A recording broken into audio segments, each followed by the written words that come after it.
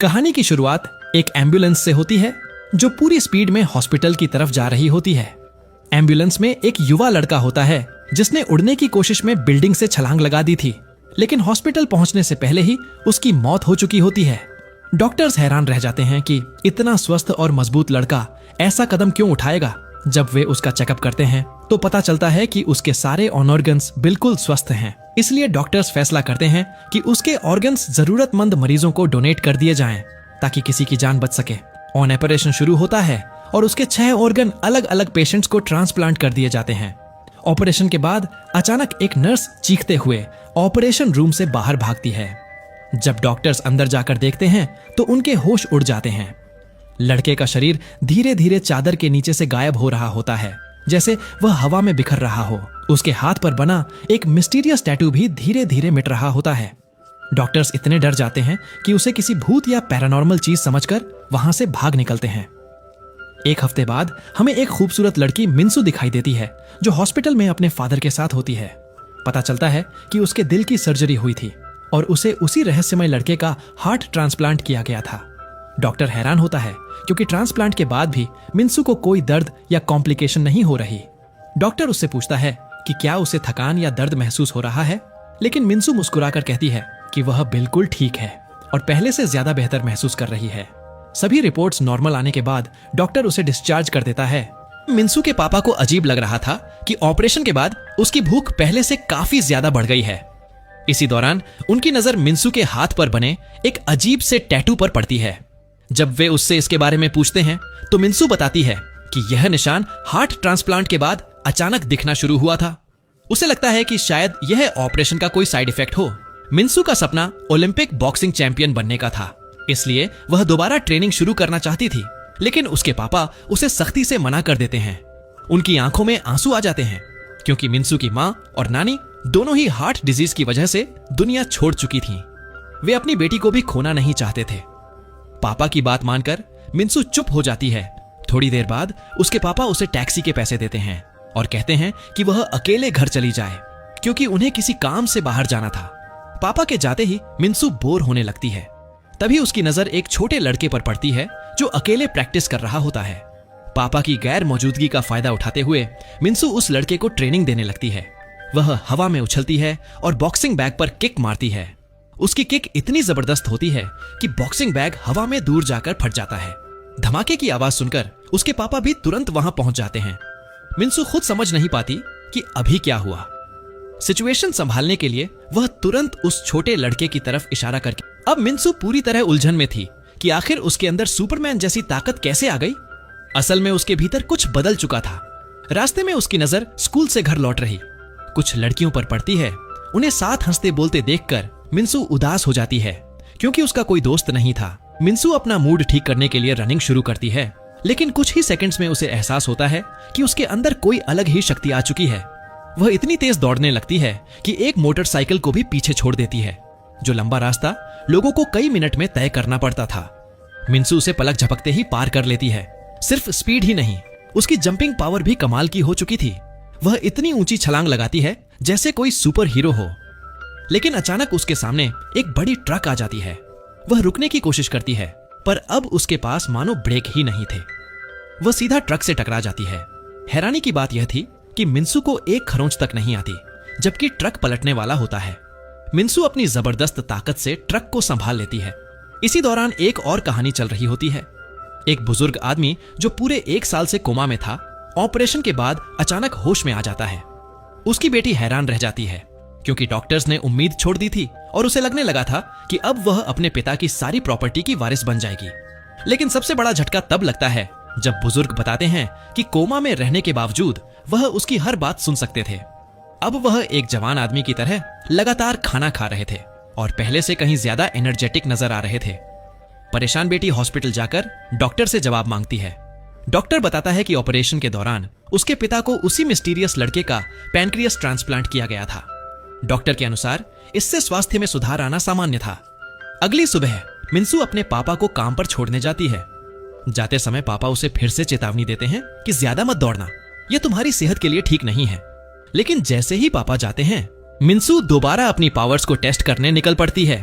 वह एक लंबी सड़क पर खड़ी होकर अपनी स्पीड चेक करने वाली होती है कि उसे महसूस होता है कोई उसे छिपकर मोबाइल से रिकॉर्ड कर रहा है। जैसे ही वह उस आदमी की तरफ देखती है वह तुरंत छिप जाता है। लेकिन कुछ पल बाद जब वह दोबारा झांकता है, मिन्सू पलक झपकते ही उसके सामने पहुंच जाती है। गुस्से में वह उसका हाथ पकड़ लेती है और लगभग तोड़ने ही वाली होती है। तभी उसकी नजर उस आदमी के हाथ पर पड़ती है।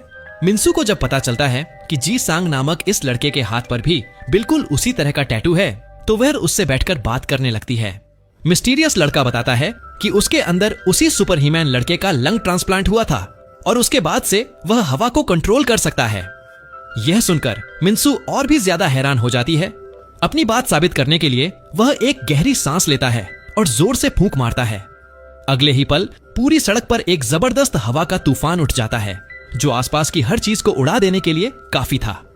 मिन्सू यह देखकर हैरान रह जाती है और उसकी बात पर यकीन कर लेती है। इसी बीच हमें हैंग नाम का एक हैंडसम और कॉन्फिडेंट लड़का दिखाई देता है।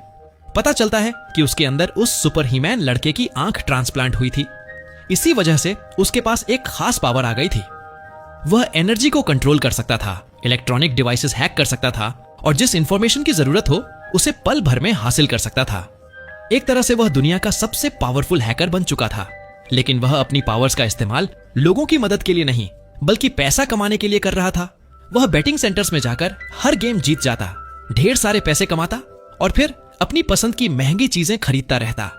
दूसरी तरफ मिन्सू और जी सांग बाकी सुपर ह्यूमंस को ढूंढने के लिए ओनरगान ट्रांसप्लांट ओलंपिक गेम्स में हिस्सा लेने का फैसला करते हैं।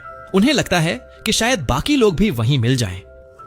कंपटीशन शुरू होता है और मिन्सू अपनी सुपर स्पीड की मदद से आसानी से रेस जीतकर फर्स्ट पोजीशन हासिल कर लेती है।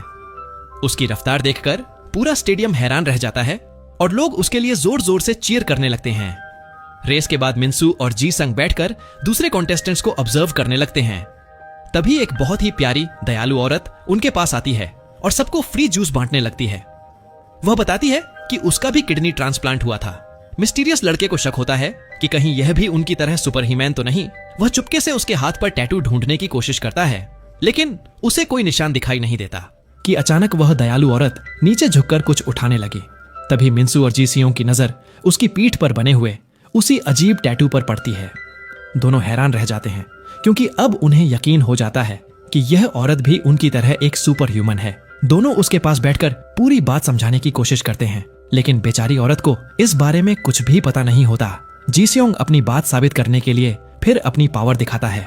वह गहरी सांस लेकर जोर से फूंक मारता है और देखते ही देखते आसपास की कुर्सियां, टेबल और धूल मिट्टी हवा में उड़ने लगती हैं। यह नजारा देखकर वह औरत पूरी तरह हैरान रह जाती है। मिन्सू उससे पूछती है कि ऑपरेशन के बाद उसने अपने अंदर कोई अजीब बदलाव महसूस किया था या नहीं। औरत कुछ देर सोचती है और फिर कहती है कि ऑपरेशन के बाद उसकी स्किन पहले से ज्यादा खूबसूरत और चमकदार हो गई है। लोग भी उसकी तारीफ करने लगे हैं। यह सुनकर मिन्सू थोड़ी डिसअपॉइंटेड हो जाती है। इसी बीच अचानक वांग उनके पास आता है। सिर्फ एक उंगली स्नैप करते ही वह हॉल की लाइट्स बंद कर देता है और म्यूजिक चालू हो जाता है। फिर अपनी हैकिंग पावर्स का इस्तेमाल करके सबके मोबाइल फोन्स एक्सेस कर लेता है और उनके बारे में ऐसी पर्सनल बातें बताने लगता है जो किसी और को पता ही नहीं हो सकती थीं। वह मिन्सू को छेड़ते हुए कहता है कि वह अपनी favourite movie explanation channel Rex explainer का एक भी वीडियो मिस नहीं करती। फिर वह दयालु औरत के बारे में भी कुछ सीक्रेट डिटेल्स बता देता है। दोनों उसकी पावर्स देखकर हैरान रह जाते हैं। जब वह जी सियोंग के बारे में कोई एम्बैरेसिंग सीक्रेट बताने वाला होता है तो वह तुरंत उसे रोक देता है और कहता है, बस करो यार, सबके सामने मेरी इज्जत मत उतारो। यह सुनकर सब लोग हंसने लगते हैं। इसके बाद वह अपना इंट्रोडक्शन देता है। उसकी कॉन्फिडेंस और पावर्स देखकर दयालु औरत इतनी प्रभावित हो जाती है कि उसे टीम का लीडर बनाने की बात करने लगती है। दूसरी तरफ हम ओल्ड मैन योंग चून को देखते हैं जो खुद को दुनिया बदलने वाला महान हीरो समझने लगा था। वह जमीन के नीचे अपना सीक्रेट बेस बनाकर एक थ्रोन पर बैठा रहता है। उसकी बेटी एक बिजनेसमैन को उसके पास लाती है ताकि दोनों मिलकर कोई प्रोजेक्ट कर सकें और बहुत पैसे कमा सकें। लेकिन बिजनेसमैन योंगचुन का मजाक उड़ाता है और उसे पागल समझकर उसके थ्रोन पर बैठ जाता है। यह देखकर योंगचुन गुस्से से भर जाता है। दोनों के बीच झगड़ा शुरू हो जाता है और बिजनेसमैन उसे कमजोर समझकर धक्का देने लगता है। तभी योंग उसकी गर्दन पकड़ लेता है और अचानक बिजनेसमैन की लाइफ एनर्जी उसके शरीर से निकलने लगती है। जितने ज्यादा लोगों की सोल बूढ़ा योंगचुन खींचता है उतना ही जवान होता चला जाता है। इसी पल उसे पता चलता है कि उसकी सुपर पावर लोगों की लाइफ एनर्जी एब्जॉर्ब करना है। अपनी पावर टेस्ट करने के लिए वह एक पेड़ को छूता है और उसकी सारी ताकत खींच लेता है। पेड़ तुरंत सूखकर मर जाता है और योंगचन खुशी से झूम उठता है। यह सब देखकर उसकी बेटी शॉक हो जाती है। वह सीधे हॉस्पिटल जाकर डॉक्टर से उस मिस्टीरियस सुपर ह्यूमन डोनर के बारे में पूछती है। डॉक्टर बताता है कि उस आदमी के 6 अलग अलग ऑर्गन्स 6 लोगों को ट्रांसप्लांट किए गए थे और उनमें से एक उसके पिता भी हैं। तब उस लड़की को समझ आ जाता है कि सिर्फ उसके पिता ही नहीं बल्कि बाकी 5 लोगों के पास भी सुपर पावर्स होंगी। लालच में आकर वह अपने असिस्टेंट को उन सभी को ढूंढने का हुक्म देती है। इसी दौरान एक फैक्ट्री में काम करने वाले वर्कर्स दिखाई देते हैं। अचानक एक मजदूर का भयानक एक्सीडेंट हो जाता है और वह बुरी तरह घायल हो जाता है। सब लोग एम्बुलेंस बुलाने के लिए भागते हैं, लेकिन तभी उनका मैनेजर सामने आता है, जिसके हाथ पर भी वही मिस्टीरियस टैटू बना हुआ होता है। मैनेजर घायल आदमी पर अपना हाथ रखता है और देखते ही देखते उसकी सारी चोट ठीक हो जाती है। तब पता चलता है कि उस मैनेजर को उस सुपर ह्यूमन का लिवर ट्रांसप्लांट हुआ था और उसकी खास ताकत है किसी भी इंसान को छूकर उसकी इंजरीज और बीमारियों को ठीक कर देना। लेकिन हर बार किसी को ठीक करने के बाद वह खुद बहुत थक जाता था और नॉर्मल होने के लिए उसे पानी पीना पड़ता था। धीरे धीरे पता चलता है कि जितने ज्यादा लोगों को वह हील करता है उतना ही ज्यादा पानी उसे चाहिए होता है। अगले दिन मिन्सू और जीसांग अपनी सुपर पावर्स के साथ मस्ती कर रहे होते हैं। तभी अचानक जीसांग को जोर की छींक आ जाती है और हवा के झोंके से मिन्सू दूर जाकर गिर जाती है। लेकिन मिन्सू बिना किसी नुकसान के वापस उसके पास आ जाती है और मजाक में कहती है कि तुम्हारी पावर बेकार है, मेरा कुछ नहीं उखाड़ पाई। दोनों बैठकर बातें करने लगते हैं। जीसंग उससे उसकी जिंदगी के बारे में पूछता है। मिन्सू उदास होकर बताती है कि दिल की बीमारी की वजह से वह अपनी पढ़ाई पूरी नहीं कर पाई। तब से उसके कोई दोस्त भी नहीं बने और वह हमेशा अकेला महसूस करती रही। तभी वह किम वहां पहुंचती है और एक्साइटेड होकर कहती है कि उसने आखिरकार अपनी सुपर पावर ढूंढ ली है। फिर वह जूस के कुछ कार्टन्स उठाती है और बड़े कॉन्फिडेंस से दिखाती है। लेकिन उसकी पावर देखकर सब कंफ्यूज्ड रह जाते हैं। वह खुद भी निराश होकर कहती है, यार मेरे पास भी टैटू है, लेकिन तुम लोगों जैसी कोई सुपर पावर क्यों नहीं है? मैं किस काम की हूं फिर? इसी बीच मिन्सू के फोन पर हुआंग का मैसेज आता है। मैसेज में लिखा होता है कि वह मुसीबत में है और उसे बचाने की जरूरत है। तब पता चलता है कि एक गैंग लीडर ने उसे किडनैप कर लिया है। दरअसल हुआंग अपनी हैकिंग और प्रिडिक्शन पावर्स का इस्तेमाल करके बार बार उसकी बेटिंग शॉप से पैसे जीत रहा था। गैंग लीडर को शक हो गया था कि कुछ गड़बड़ है, इसलिए उसने उसे उठवा लिया था। थोड़ी देर बाद जीसानग वहां पहुंचता है। हुआंग उसे देखकर खुश हो जाता है और सोचता है कि अब वह उसे बचा लेगा। लेकिन जीसांग अचानक पेट खराब होने का नाटक करता है और सीधा बाथरूम की तरफ भाग जाता है। कुछ देर बाद मिन्सू भी वहां पहुंच जाती है और गैंग वालों से कहती है कि हुआंग को तुरंत छोड़ दो। वह उन्हें वार्निंग देती है कि वह मार्शल आर्ट्स में एक्सपर्ट है, लेकिन गैंग लीडर उसकी बात पर हंसने लगता है और उसका मजाक उड़ाता है। तभी जीसांग बाथरूम से बाहर आता है।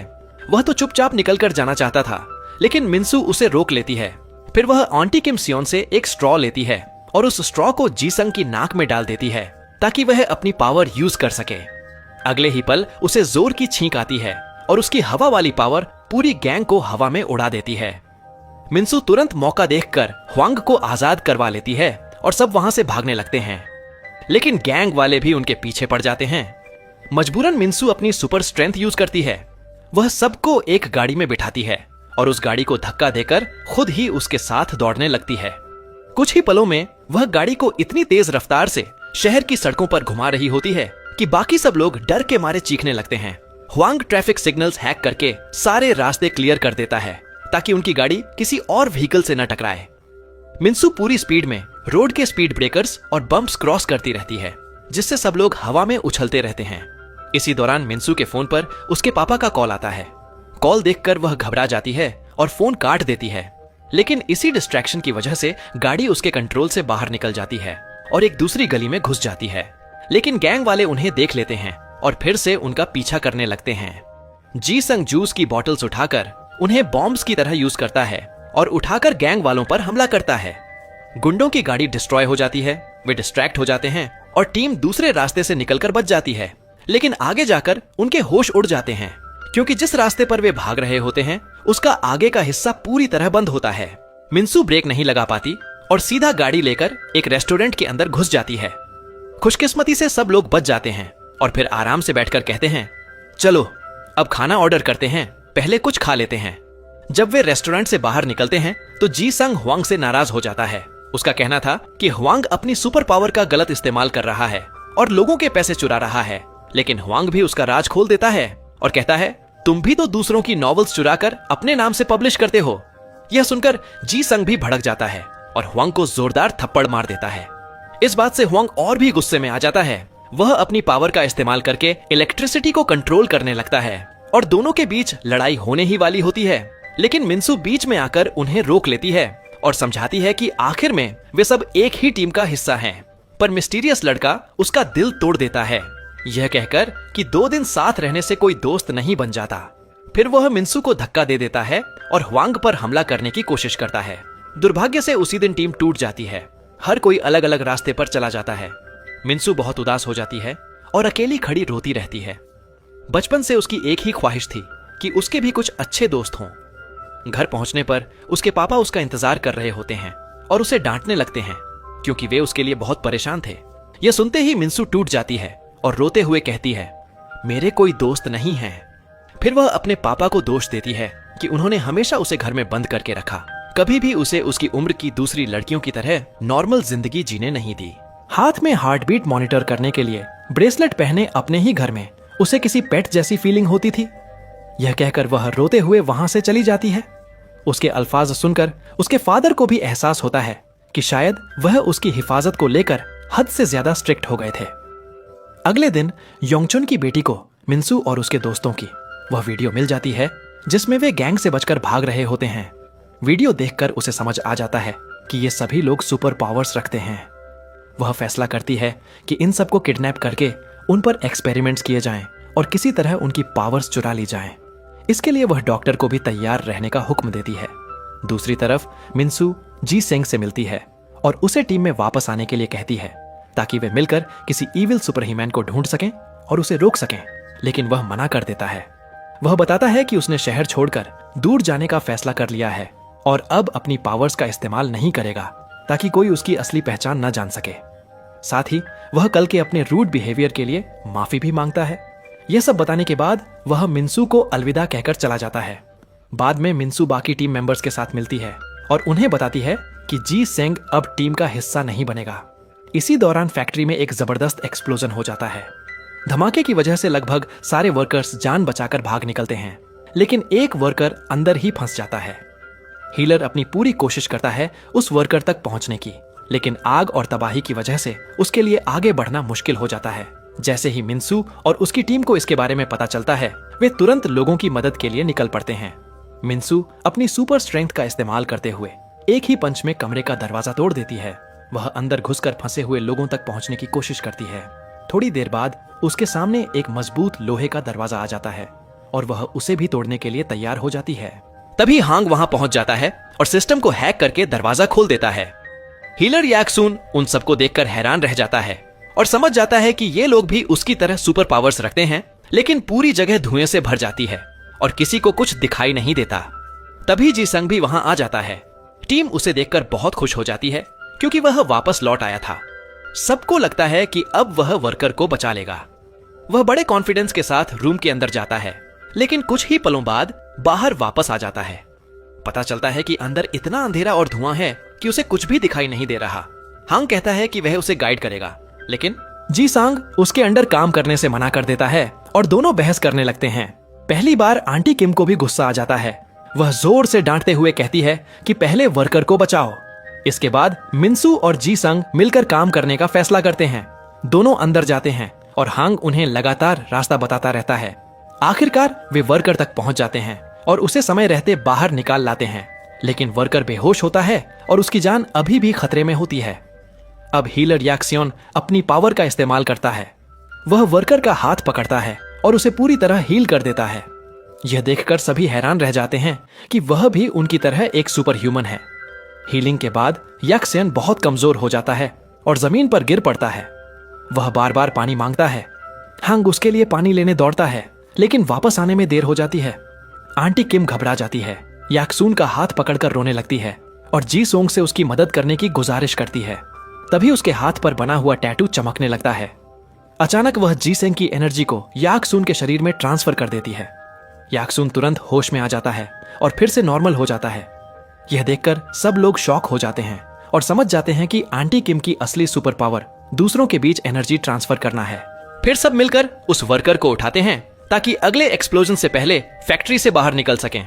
लेकिन तभी उन्हें एहसास होता है कि हांग अभी तक वापस नहीं आया। दूसरी तरफ हांग बाहर निकलने की कोशिश कर रहा होता है, लेकिन जैसे ही वह इलेक्ट्रिक वायर और स्पार्क्स देखता है उसे अपना बचपन याद आ जाता है। पता चलता है कि बचपन में उसे जोर का इलेक्ट्रिक शॉक लगा था और उसके दोस्त उसे वहीं छोड़कर भाग गए थे। तभी से उसे बिजली का फोबिया हो गया था। उसी हादसे में उसकी आंख भी डैमेज हो गई थी। आखिरकार जी संग अपनी जान जोखिम में डालकर अंदर जाता है। वह अपनी विंड पावर से सारा धुआं उड़ा देता है, हांग को पकड़ता है और उसका दम घुटने से पहले उसे सुरक्षित बाहर ले आता है। बाद में सब लोग एक रेस्टोरेंट में जाकर बैठते हैं। हीलर सेओन उन सबको खाना खिलाता है ताकि उनका शुक्रिया अदा कर सके। वहीं वह अपना इंट्रोडक्शन देता है और बताता है कि उसने भी उनकी तरह ऑर्गन ट्रांसप्लांट करवाया था, जिसके बाद उसे हीलिंग पावर्स मिली। वह कहता है, आज के बाद अगर तुम में से कोई जख्मी हो जाए या हर्ट हो जाए तो हॉस्पिटल जाने की जरूरत नहीं, मैं तुम्हें फ्री में हील कर दूंगा। आंटी किम उसकी बात सुनकर बहुत इंप्रेस होती है और ताली बजाने लगती है। वह खुश होती है क्योंकि आखिरकार उसे भी अपनी सुपर पावर का पता चल गया था। इसके बाद हर कोई अपनी पावर्स दिखाता है, मजाक करता है और मिलकर अच्छा समय बिताता है।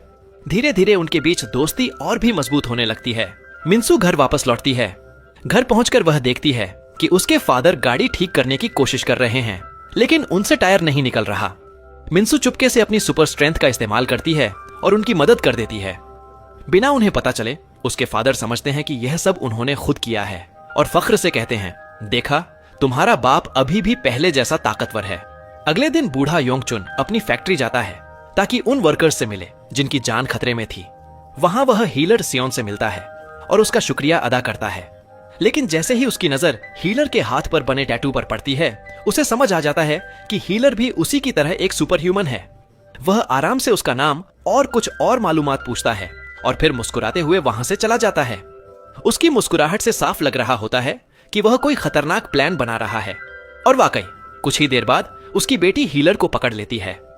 वह उसे हॉस्पिटल ले जाती है, बेड पर बांध देती है और उस पर एक्सपेरिमेंट्स करने की तैयारी करती है। सबसे हैरानी की बात यह होती है कि वह उसे एनेस्थीसिया तक नहीं देती, जिससे पता चलता है कि वह कितनी बेरहम और पागल हो चुकी है। लेकिन तभी योंगचन वहां आ जाता है और उसे रोक देता है। फिर वह हीलर के पास जाकर उसकी गर्दन पर हाथ रखता है ताकि उसकी लाइफ एनर्जी अब्सॉर्ब कर सके, लेकिन इस बार कुछ भी नहीं होता।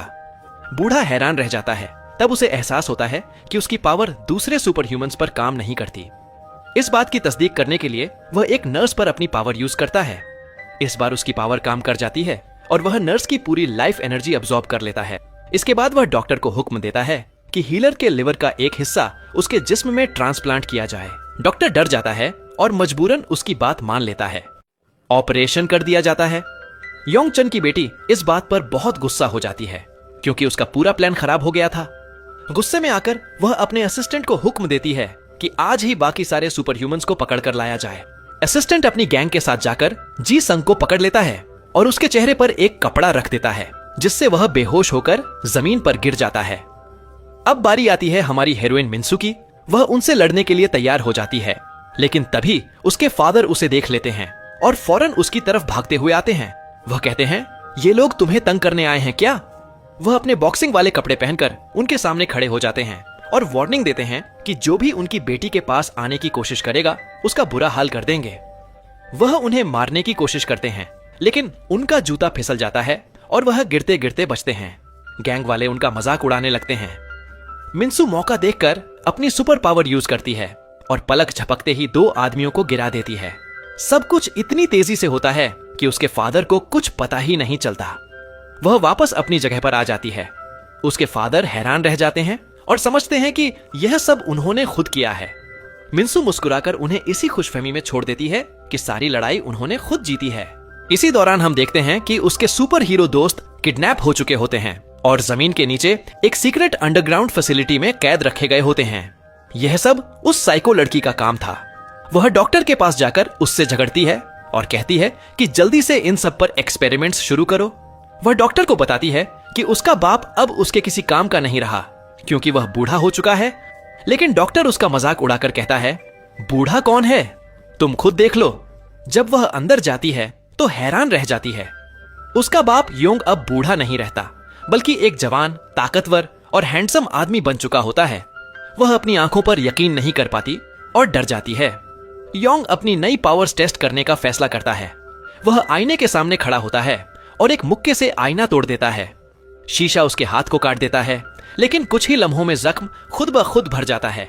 वह खुश हो जाता है, लेकिन उसकी बेटी अब उसे खत्म करना चाहती थी। वह अपने असिस्टेंट और उसके आदमियों को भेजती है ताकि उसे पकड़कर उस पर एक्सपेरिमेंट्स किए जा सकें।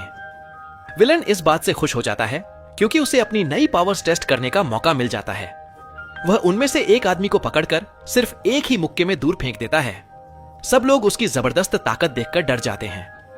दूसरी तरफ हांग कैद में बंद होता है और अपनी पावर यूज करने की कोशिश करता है, लेकिन किडनैपर्स ने उसकी उंगलियां बांध रखी होती हैं, इसलिए वह फिंगर स्नैप नहीं कर सकता। फिर उसके दिमाग में एक आइडिया आता है। वह पैर की उंगली से स्नैप करने की कोशिश करता है। शॉकिंगली उसका प्लान काम कर जाता है और वह सिक्योरिटी सिस्टम हैक करके सेल का दरवाजा खोल देता है। वह बहुत खुश होता है, लेकिन उसकी बदकिस्मती देखिए कि उसी वक्त नर्सेस अंदर आ जाती हैं। मगर हांग वक्त जाया नहीं करता। भागने से पहले वह बाकी सुपर हीरोज के सेल्स के दरवाजे भी खोल देता है और मिन्सू को एक मैसेज भेजता है कि वह फौरन आकर उन सबको बचाए।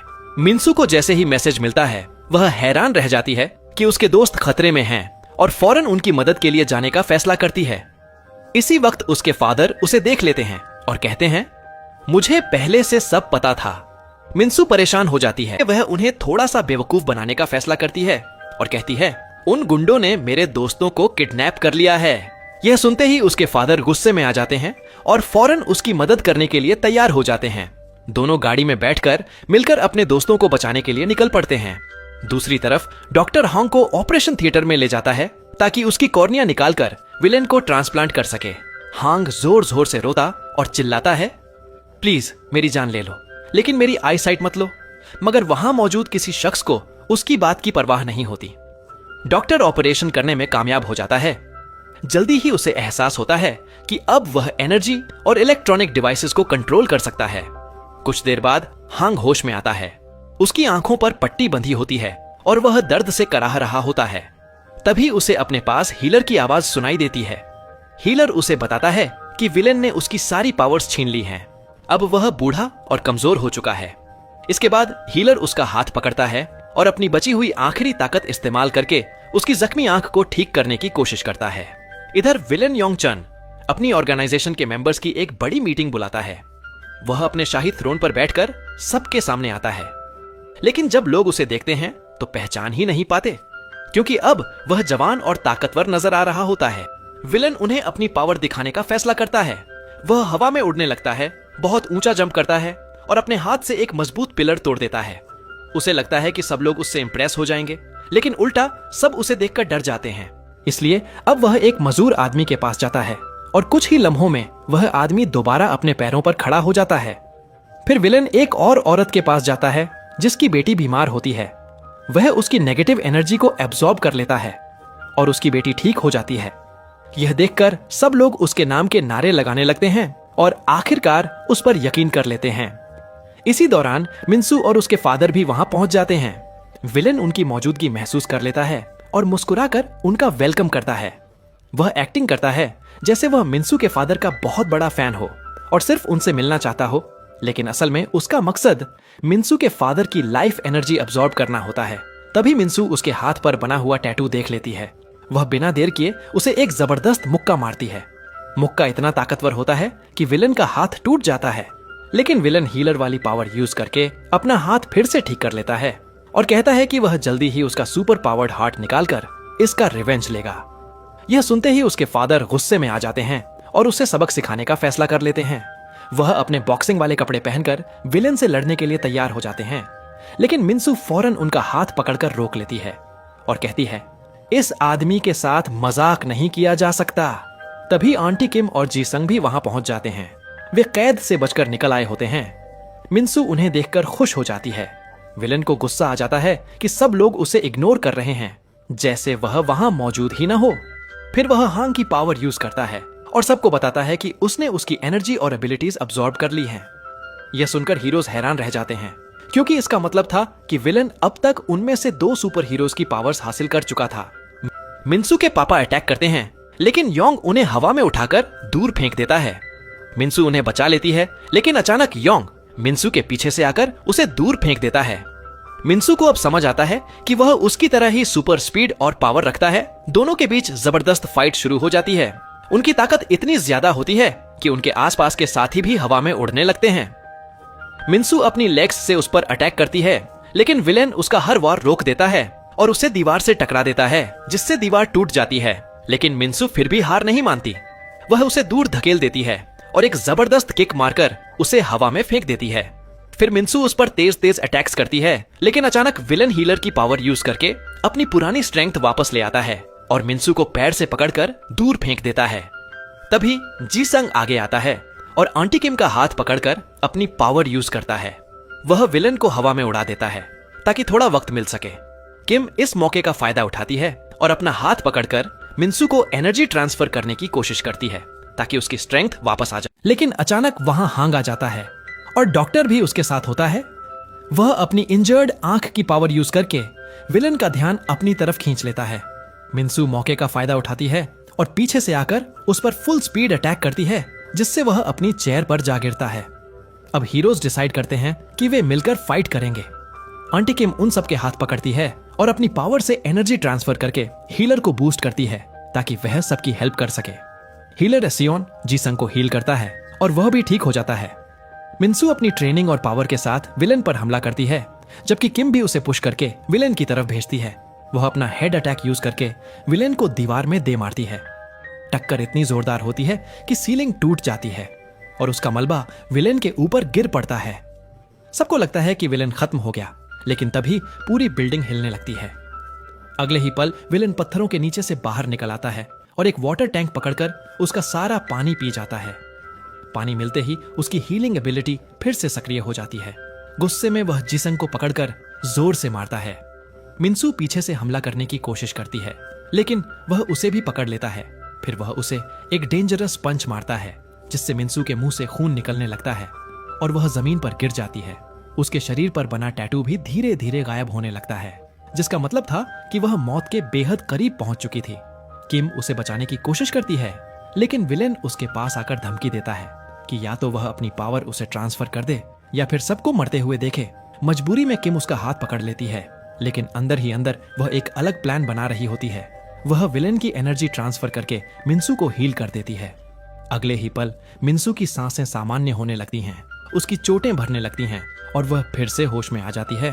स्पष्ट था कि अब मिन्सू पहले से कहीं ज्यादा शक्तिशाली दिख रही थी।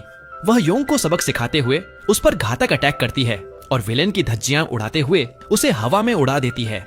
वह अपनी सुपर स्पीड और पावर का इस्तेमाल करके उसे इलेक्ट्रिसिटी की तरफ फेंक देती है ताकि वह वीक हो जाए। विलेन जवाबी वार करता है, लेकिन उसके हर अटैक नाकाम हो जाते हैं। अपनी शक्तियों का शानदार प्रदर्शन करते हुए मिन्सू उसे एक और पावरफुल किक मारती है और दोबारा हवा में उड़ा देती है। लेकिन विलेन अब भी हार मानने को तैयार नहीं होता। वह 2 आयरन रॉड्स उठाकर उस पर हमला करने की कोशिश करता है, मगर मिन्सू आसानी से उन्हें उसके हाथों से छीन लेती है। इसके बाद वह अपनी बॉक्सिंग स्किल्स और सुपर पावर को मिलाकर उस पर मुक्कों और लातों की ऐसी बारिश करती है कि उसका फेस बुरी तरह डैमेज हो जाता है और वह बुरी तरह पिट जाता है। सबको लगने लगता है कि अब उसकी बत्ती गुल हो गई है। तभी अचानक जमीन हिलने लगती है। सभी को पता चलता है कि इलेक्ट्रिसिटी सिस्टम अनस्टेबल हो चुका है और किसी भी समय बड़ा एक्सप्लोजन हो सकता है। ऐसे में हांग हिम्मत दिखाता है। वह अपने डर पर काबू पाते हुए किम और हीलर का हाथ पकड़ता है, उनकी एनर्जी अब्सॉर्ब करके अपनी आंख को हील करने की कोशिश करता है। फिर वह अपने फियर को पूरी तरह हरा देता है और इलेक्ट्रिसिटी के बीच जाकर खड़ा हो जाता है। वह पूरी इलेक्ट्रिसिटी की एनर्जी अब्सॉर्ब कर लेता है, जिसकी वजह से पूरी सिटी की इलेक्ट्रिसिटी कट हो जाती है। खतरा टल जाने के बाद वह दोबारा इलेक्ट्रिसिटी चालू कर देता है। पहली बार जीसंग भी उससे प्रभावित होता है, उसका सम्मान करता है और उससे हाथ मिलाता है। हीरोज अपनी जीत का जश्न मनाते हैं। वे एक सर्कल बनाकर एक दूसरे का हाथ पकड़ते हैं और अपनी इंजरीज हील करते हैं।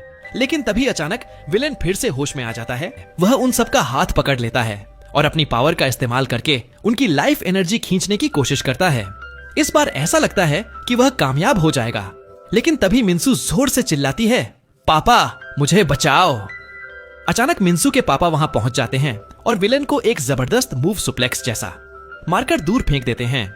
किसी को समझ नहीं आता कि उनके पास ऐसी पावर आखिर आई कहां से। होश में आते ही वे अपनी बेटी को गले लगा लेते हैं और उससे माफी मांगते हैं कि वे उसे प्रोटेक्ट नहीं कर पाए। मिंसू इस मौके का फायदा उठाकर अपने साथियों का हाथ पकड़ लेती है। सबकी पावर वापस आ जाती है और सभी पूरी तरह हील हो जाते हैं। इसके बाद मिंसू के पापा विलेन से लड़ने आगे बढ़ते हैं, लेकिन तभी सबको शॉक लगता है जब वे देखते हैं कि विलेन फिर से बूढ़ा हो गया है। बिल्कुल पहले की तरह मिंसू समझ जाती है कि उसने उसकी सारी पावर छीन ली है। हीलर सून को उसकी हालत पर तरस आता है और वह उसकी जान बचाने की कोशिश करता है, लेकिन विलेन अब भी अपने के पर रिग्रेट नहीं करता और एक बार फिर उनकी लाइफ एनर्जी चुराने की कोशिश करता है। इसके बाद हांग अपनी पावर का इस्तेमाल करके फिर वह बूढ़े विलेन को उसकी चेयर पर बिठाकर उसके फॉलोअर्स के सामने ले जाता है। सभी लोग यह जानकर शॉक हो जाते हैं कि वह असल में फेक था और इतने समय से सबको मैनिपुलेट कर रहा था। इसके बाद हीरोज वहां से निकलकर आराम करते हैं, अपनी जीत सेलिब्रेट करते हैं और आखिरकार विलेन को हरा देते हैं। सेलिब्रेट करने से पहले आंटी किम उनसे उनके ग्रुप का नाम रखने के लिए कहती हैं। सभी सोचने लगते हैं, तब मिंसू सुझाव देती है कि उनका नाम हाई फाइव या सुपर फाइव हो सकता है। सबको यह आइडिया पसंद आ जाता है और वे अपने ग्रुप का नाम हाई फाइव रख लेते हैं। इसके बाद वे सभी हॉस्पिटल जाते हैं और एक इंजर्ड पेशेंट को हील करते हैं जो कोमा में था। उसकी वाइफ उसे दोबारा देखकर बहुत खुश हो जाती है और उसे गले लगा लेती है। आखिर में सभी यह फैसला करते हैं कि वे हमेशा फ्रेंड्स रहेंगे, मिलकर दुनिया को प्रोटेक्ट करेंगे और पीस बनाए रखेंगे। और इसी के साथ उनकी स्टोरी एक हैप्पी एंडिंग पर खत्म हो जाती है।